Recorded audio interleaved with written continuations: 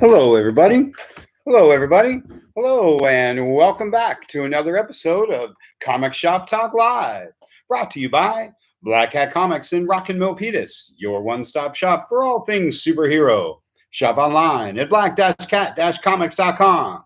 I'm your host, Mark Causey, and for the next about half an hour, we're going to be talking some new comics, some everything going on in the wonderful, wild, wacky world of the comic book industry.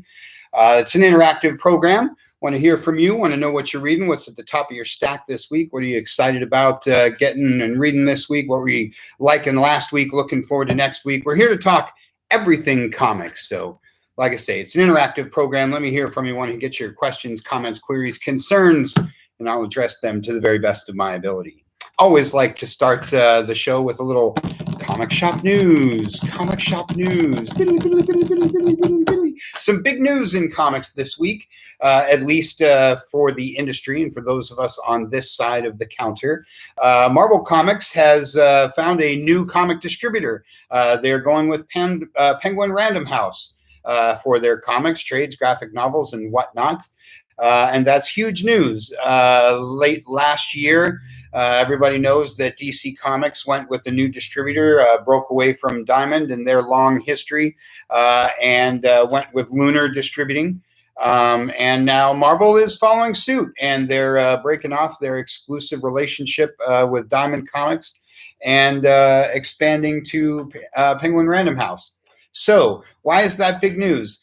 Well, number one, it's always big news when anything changes with Diamond Comics. Traditionally speaking, Diamond Comics has been the only distributor of all things comics and comic related for decades, for years and years and years and years. And they've had exclusive contracts with all the big publishers for a long time. And they've been the resource, the only resource for us retailers. And so, you know, you've probably heard a lot about Diamond from retailers over the years. You may have heard some of those things from me once or twice. Let me just say good, bad, and indifferent. Diamond has been the one for a long time. Retailers and a lot of folks in the industry have been wanting a broader capacity for distribution for a long time, and that's happening. So I personally feel like that's good news. For a number of reasons. I think it's good for the industry. I think it's good for retailing. I think it's good for the fans. First and foremost, I would like to say that it's really good for everybody because I see it as an investment in retailing. As a fan and as a retailer, I've waited a long time for the big two to bail out of printing and publishing and get away from the good old periodicals and go digital. It's just the way of the future, and I've been waiting for that for a long time. They've had a big emphasis on bookstores, and that didn't work out. So, like I say, I've sort of been waiting for them to give us that good mafia kiss. But instead, what they're saying is that your local comic book store is a resource for them as much as it is for you, and I totally agree with that. Them wanting to support brick and mortar retailing is a boost, is a big shot in the arm. So I think that's really cool. What is the downside? The potential downside for you fans, it really won't trickle down to you too much like the transition to Lunar distribution hasn't trickled down to you too much. However, I would say that there becomes a bit of a situation for the lower tier publishers, for the independent comic fans. There are a lot of comics that get ordered because I'm already ordering Marvel and comics and DC comics. So while I'm doing the ordering for the big two, I'll go ahead and order this other stuff. And in the absence of that, there will be stores that now only deal with Lunar and only deal with Penguin Random House. And so they'll get their Marvel and DC books and do just fine doing Marvel and DC books.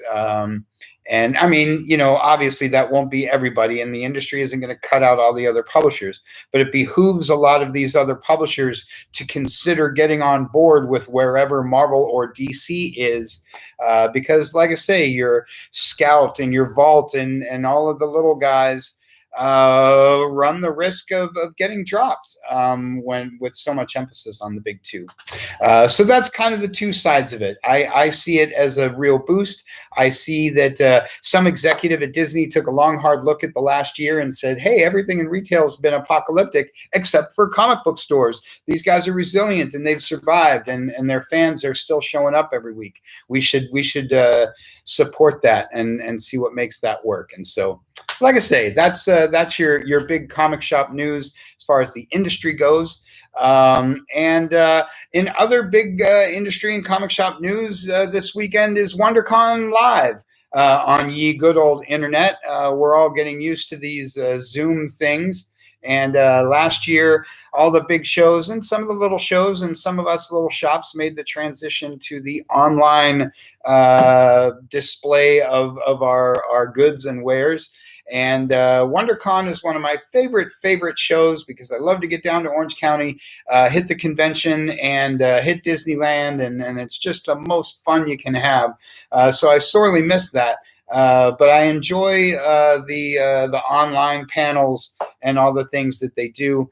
I caught the Jack Kirby tribute panel, which I never miss at any show that I go to, and it was a real treat. Neil Gaiman was on there, and with, of course, host Mark Evanier, another guest I don't quite recall, but every Kirby panel is fantastic. Every discussion of Jack Kirby is fantastic.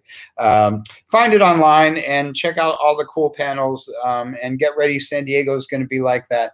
A lot of the shows are going to be like that, and it's worth it to check these things out. And I appreciate that they're doing these in the absence of actual physical people showing up. So that's about your comic shop news. Let me get to a question here. Thoughts on Berserker getting a movie and anime series? And he says, Black Cat Chronicles, hot first issue as well. Thank you very much, Farhan. Appreciate the support of Black Cat Chronicles. My thought on Berserker. Wow, I don't really know how to respond to that in a way that doesn't seem cynical. It was born to be a movie and a series and animation and all that kind of thing. I don't think it was anyone's intention to launch Berserker just as a comic book. I don't think. I know Keanu Reeves loves comics, but I don't have any inclination that it was meant to just be a comic. Quite frankly, for a long time, most comics are produced. I shouldn't say most. A lot of comics not from the big two are produced almost solely with the anticipation of attracting attention for some kind of other project. A lot of comics are produced to get the attention of Netflix. A lot of comics are produced to get the attention of other mediums, and that's fine. I don't knock that, but it also it doesn't strike me as anything one way or the other when these things do get picked up, because that was the intention. It was not their intention to sell a bunch of comics. It was their intention to get a movie deal. And he says WonderCon at home is worth checking out. Lots of good panels. Yep. So go to YouTube, find all that good stuff, because it's a lot of fun. And while you're at it, go check out go to the Black Cat YouTube thing and check out last night's Causey's Classics. Black Cat Classics was a lot of fun last night. All the books got picked up, so you can't purchase any of the ones that we talked about, but it was a fun show, fun discussion of women in comics. We do Causey's Classics the last Friday of every month, so make sure you tune in for that. So that's comic shop news. If like Farhan, if you're checking out the WonderCon stuff, let us know. Oh, sorry, Michael. I thought that was Farhan's comment because his picture is on top of your quote. Michael there talking about WonderCon at home. Yes, lots of fun, cool panels, and I know you love those Jack Kirby things as much as I do. Good times. So again, yeah, if you've seen any of those WonderCon panels, throw your comments up there. And again, let me know what you're reading, what you're looking forward to reading, what you might have read last week. It's a comic shop show. So let's get on to new this week, because that's what we do here at Comic Shop Talk Live. We talk about all your favorite comics that have been rolling out this week. And some of my favorite books came out this week. Some of my favorite things to talk about came out this week. And on Wednesday video, I go through the whole spiel. I go through all the publishers. I go through all the books. I tell you everything that's out. On this show, I kind of like to just talk about what I'm reading, what you're reading, dig a little deeper. And so I'm not going to talk about like every single thing that came out this week. But feel free to mention the ones that you are reading, that you are looking forward to this week in the event that I don't have them. So my number one book this week, my number one book this week is Batman Superman. And boy, if I can't spend the rest of the show talking about not just this issue, but everything awesome about Batman Superman. So this is number 16. If you haven't read the previous 15, catch up or pick up the trade paperback, or frankly, don't worry about it. They've been awesome. Don't get me wrong. Love this title, but you can just pick up number 16 and roll. And as I said, I could just gush for days about this book. Primarily, I wouldn't even know where to start. Yes, I do. The artist, Ivan Reyes. Somebody help me out here. I've heard him joke at conventions that he doesn't really know how to say it either. He is one of my favorite artists, has been for a long time, going back to Blackest Night and a lot of other stuff. He just has some tight pencil work that I really enjoy. I don't want to like throw another name out there to be too comparative, but I'll say, when I came into comics in the early 70s, everything was Jim Aparo and John Byrne and George Perez, and that high pencil, high detail work. And that's what I came up with, and that's what I've always loved. It just makes comics come alive. And I'm just a huge fan of his work, and I could go on and on. Okay, so other reasons to love this book. There you've got Penguin and Joker and whatnot. You have a Superman story running along the top, Batman story running along the bottom. The stories converge. On and on I could go. It's just so much fun. Really reminiscent of the classic era of World's Finest comics. If you're an old schooler like me, you loved World's Finest. If you're somewhat of a new schooler, Superman Batman from Jeff Loeb was one of the best DC books ever made. Him and Ned McGuinness and a few other artists, Michael Turner, made that book just sing. And this was very reminiscent of that. Gene Yang is one of the big new writers. Like I say, Ivan Reis is one of my favorite artists, and I love anything that has Batman and Superman in the same book. So whoever you are, wherever you are watching this, hearing the sound of my voice, Batman Superman number 16, wonderful story, beautiful art. Everything that's fun about these two icons teaming up in a comic. Can't say enough about it. One of those great books, something I don't say as much as I used to. I talk a lot, used to talk a lot about budget. $4, $5 cover price is a little pricey. Comics aren't $1 anymore. If you can only buy one book a week, if you can only buy one book a month, make that book Batman Superman, because wow, just gorgeous. I don't want to spoil too much. Maybe I've already spoiled too much, but cool. It's right there on the cover. Two worlds, two heroes. Just great stuff. Absolutely love that. And while I'm on the subject, let's talk about each of them in their own book. Action and Detective, the two titles that started it all, the core of the DC universe. I like it when Wonder Woman comes out the same week as Action and Detective, but we didn't get that this week. I think that's the next week or the week after. But so much like Batman Superman 16 being your jump-in point, anything that says Infinite Frontier up there in the corner, at least for the next few weeks, are going to be your jump-in points. This action picks up from the previous issue of Superman, but this is the first issue of the new creative team that takes over after the Brian Michael Bendis run. This issue of Detective is your Infinite Frontier jump-in point.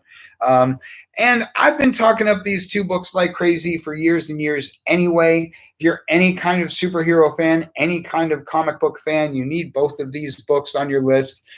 And particularly, okay, this always pains me to say out loud, but I'm a huge Superman fan, and I love Superman. I've been reading Action Comics my whole life, but I have to admit, and I have to concede that there are more Batman fans, and so I have a harder time convincing people to jump into Action because lots of people have silly reasons why they don't read Superman. But nobody has reasons why they don't read Batman. And Detective Comics is one of the most consistent titles out there. Anyone on the internet will tell you that. Anyone in the industry will tell you that. Detective Comics has been rock solid, top notch.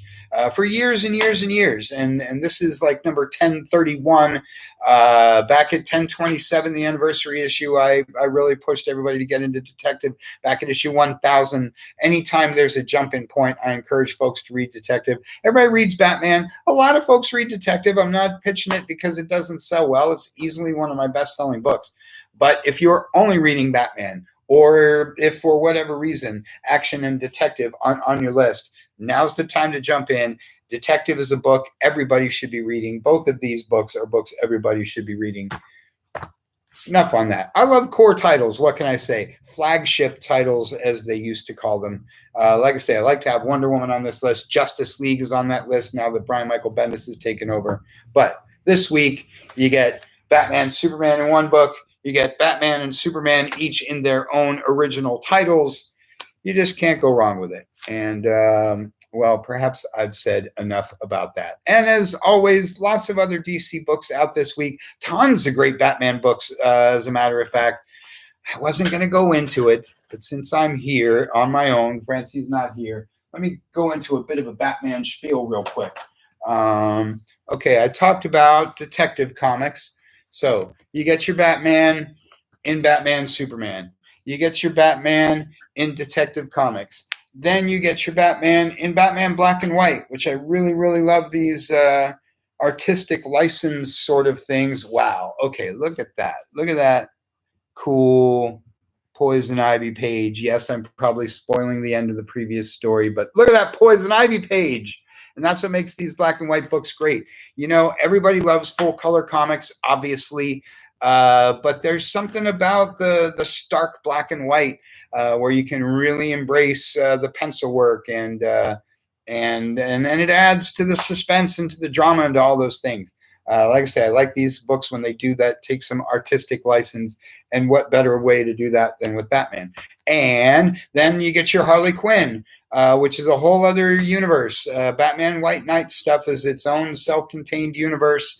I don't want to say too much about it because to say anything about the premise spoils like 3 trade paperbacks. Pick up Batman White Knight.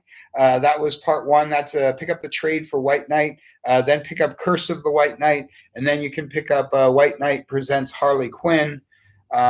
Realistically, you don't have to read them in order. You can just pick up this one. But the reason I'm going into this is just to show you the wide range of Bat stuff just in 1 week.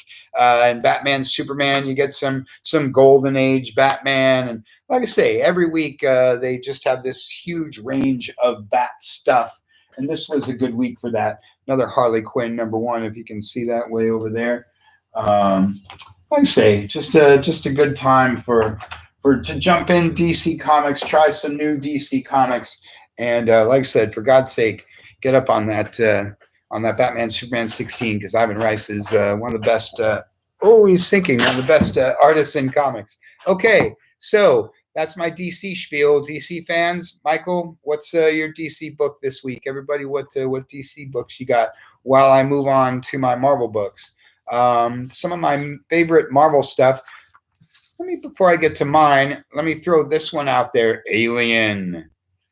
Another hot topic these days is DC or Disney's accumulation of, well, everything. When they got 20th Century Fox, they got Alien and Predator, my original favorite property, Planet of the Apes. And so now they're beginning to integrate all that into the comics. I haven't read this one yet, but it's definitely in my stack because I love me all that great sci-fi stuff. I'm admittedly more of a Predator person than an Alien person, but that's just me and might not be you. The reason I show this, maybe you don't know about the whole Marvel taking over Alien and Predator and all that. Super cool. Maybe you're an Alien fan. The reason I mention this particularly is because it kind of took the internet by storm. Everybody knew that this book was coming out, and everybody's like, okay, Alien. Okay, Marvel's doing it. Dark Horse did a great job. Why should I care? But then they got the book and they read the book and it blew them away. So apparently it's super awesome.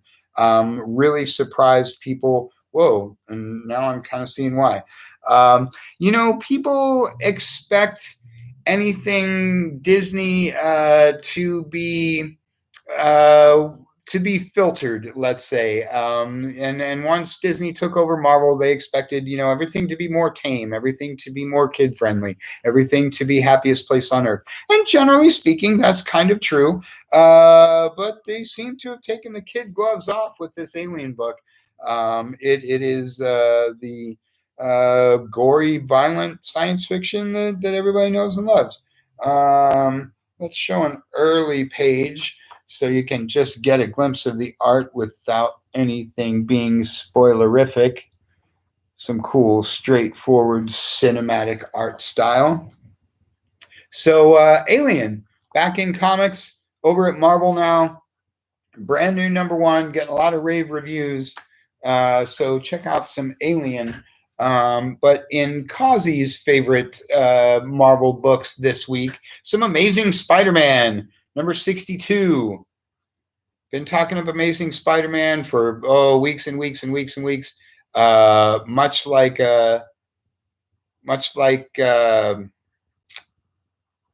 Detective. Thank you. I know words. Much like Detective, it's a core book, a flagship title. Doesn't get any more popular than Amazing Spider-Man, but the latest run has just been so much fun. I've been talking about a bit of a back to basics sort of feeling with Spider-Man. It's the Peter Parker that you know and love, as I've been saying.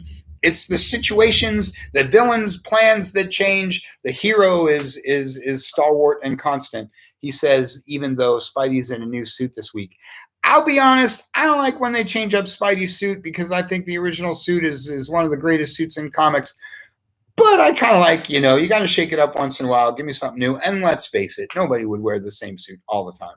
A couple of things. Yes, CJ, Predator all the way. I knew you'd be with me there.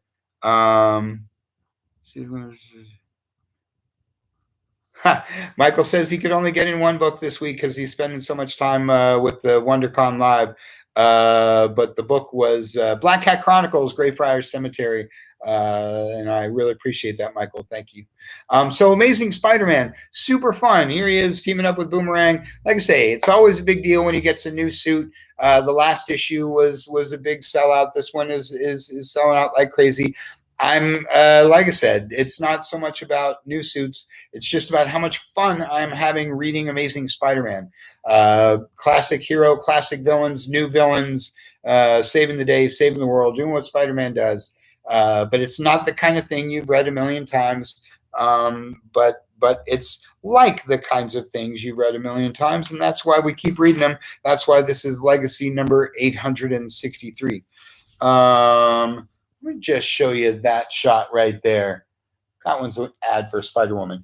If a cool shot of Spidey in a new suit with the Kingpin in the background doesn't make you want to buy the book, then I just don't know what else to do, and I'll move on to another book. So Amazing Spider-Man. Go pick up Volume 1, Spencer's Volume 1, and keep on reading, or just jump in number 50, number 55. Just jump in at this week's number 62. Wherever you got to jump in to get the gist of it, because Amazing Spider-Man is, again, a core title, flagship title, something everybody should have on their list, even DC people. So the other thing for me this week, my other Marvel book, among many, like I say, not going to go into everything, but one of my favorite books these days is Savage Avengers. And this cover shows you exactly why. There's the man, Conan the Barbarian, socking it to the bad guys right there on the cover. I've loved this book from the very beginning. You know, I'm a big Avengers fan. One of the big things about being an Avengers fan or a big Justice League fan is the rotation of the characters and the cool matchups, the cool team ups, the cool personality mashes and conflicts that you get in team books. And Savage Avengers has been so fun. Wolverine and Conan and Punisher and you know, Elektra and your dark side of the Marvel Universe characters teaming up and saving the world. And again, you know, Avengers is a team of good guys. It's Captain America. That's why I love it. But seeing the other side of a Marvel team is a lot of fun. And they've taken on some classic villains. This one has Deadpool, so the art is, you know, maybe a little more humorous than some of the other issues. But pick up volume 1 and you'll totally see what I'm talking about.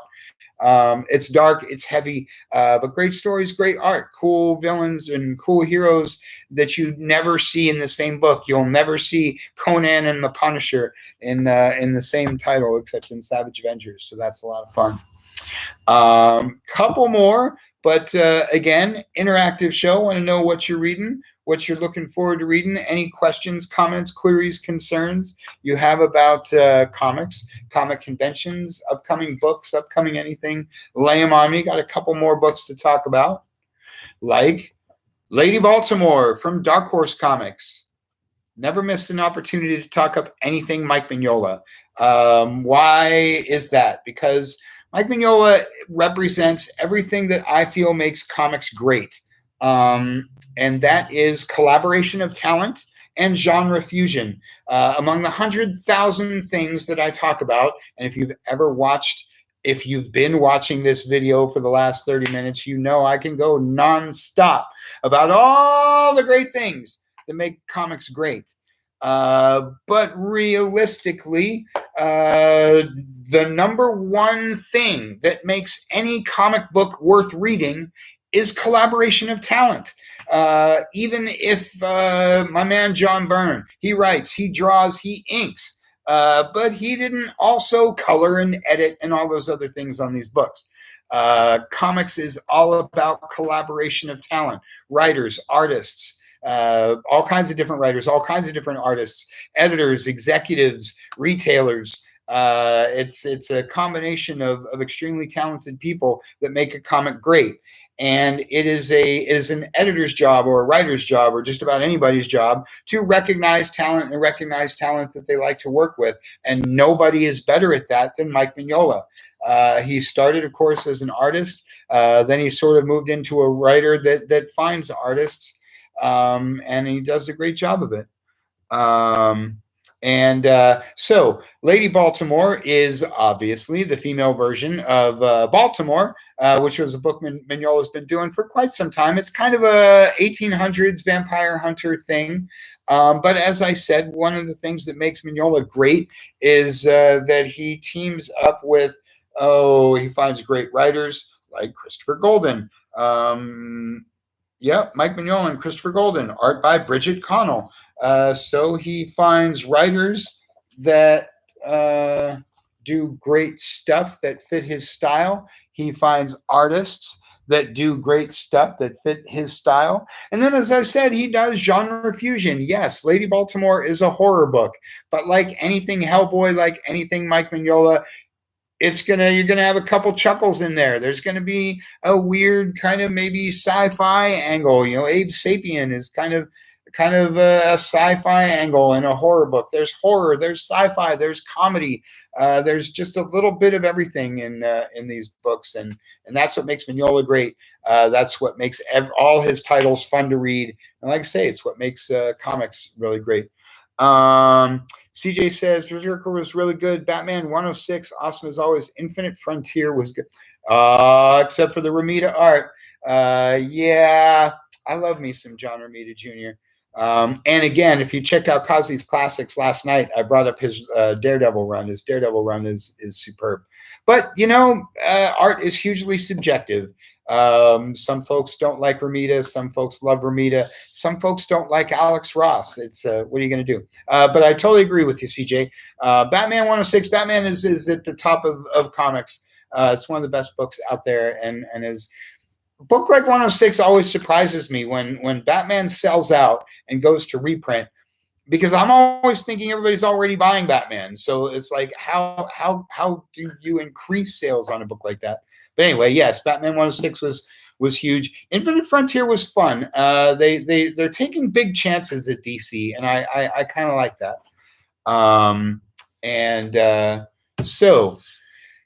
And thanks for the comments. Yes, I haven't read Berserker, but I've been getting all kinds of feedback about it. Francie read it. She really liked it. I've been getting all kinds of great feedback about it. Everybody's crazy about the book. And like I say, it brings attention to comics.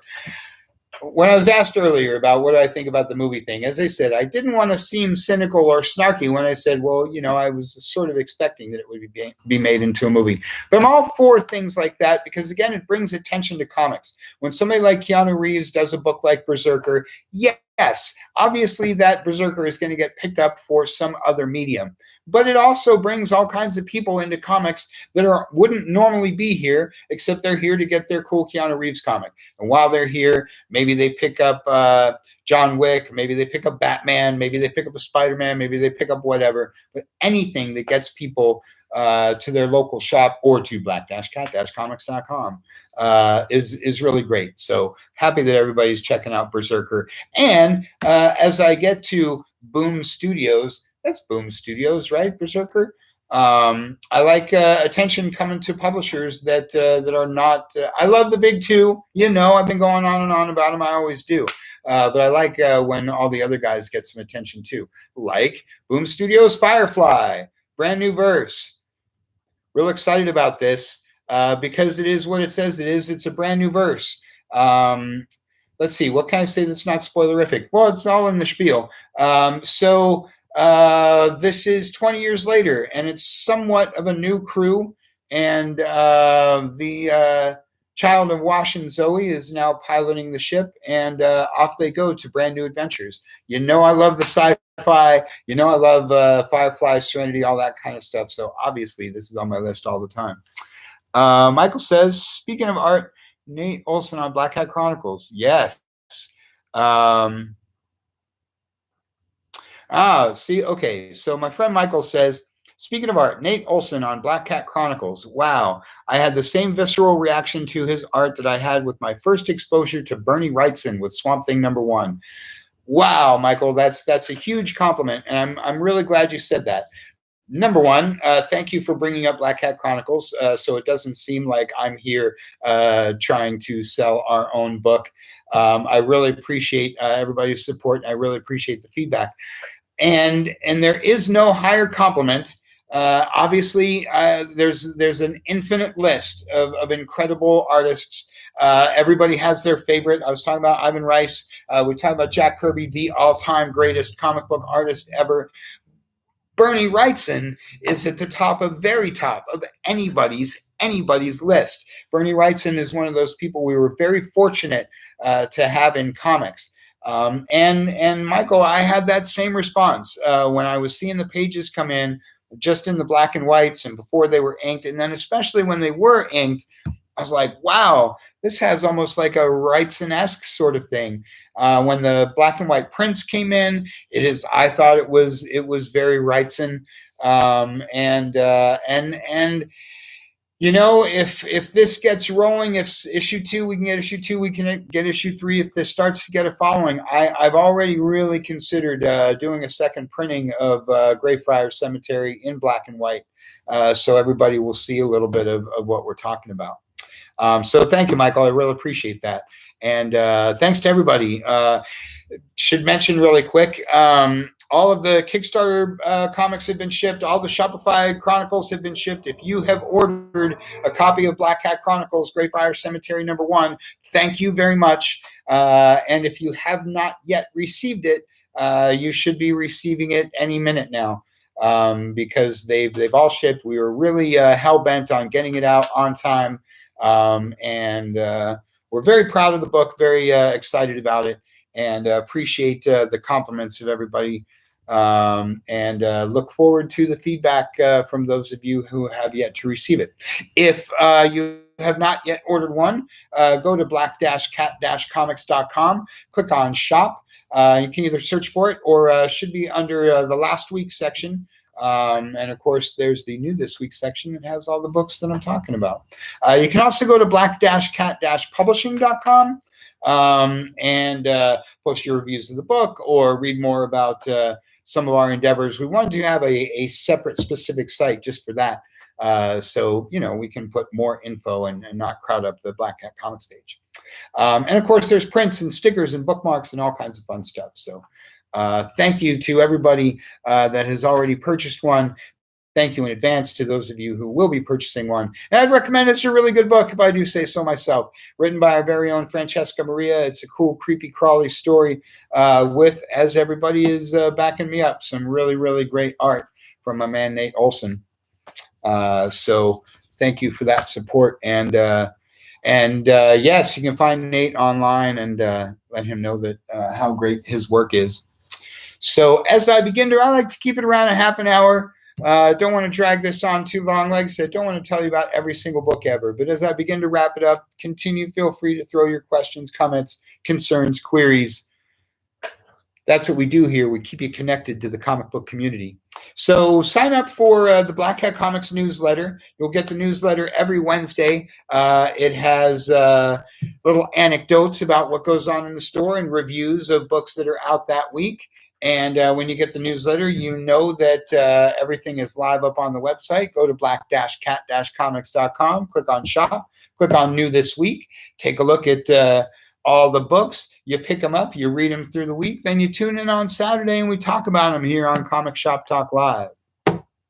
So that about wraps me up for this week. Like I say, we'll be back next Saturday with a brand new show. And we do Causey's Classics the last Friday of every month. So tune in for that. So thanks for watching. We'll see you on Wednesday. Have a great week.